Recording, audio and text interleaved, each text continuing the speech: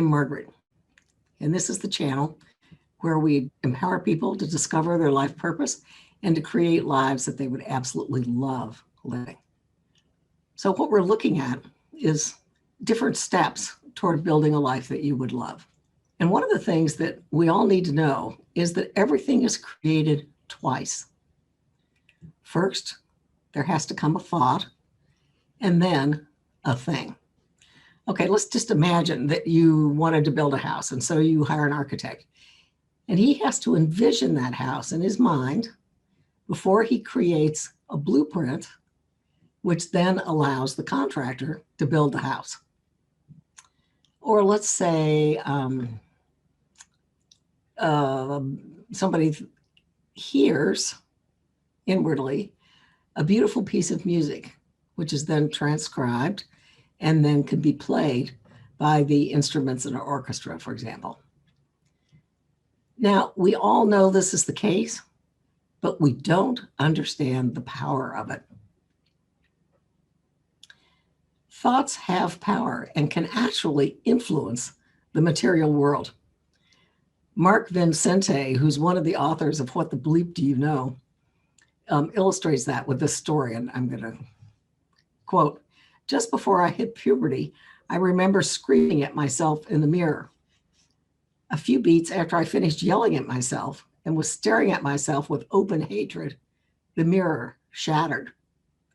It was as though the pieces flung themselves off the surface of the cabinet. I remember standing there in a state of utter shock. To me, it was apparent that I had done that with my anger."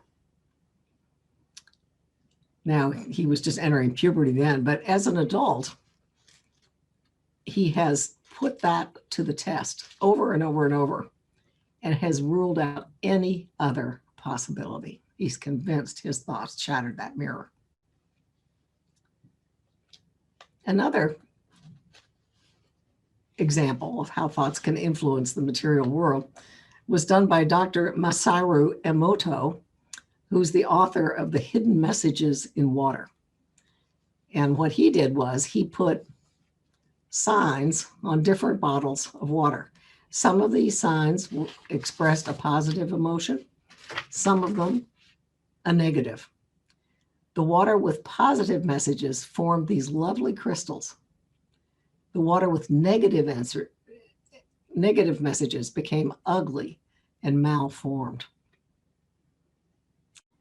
Now, we're not taught in our schools or by society that our thoughts are molding and creating all the results we experience in our lives.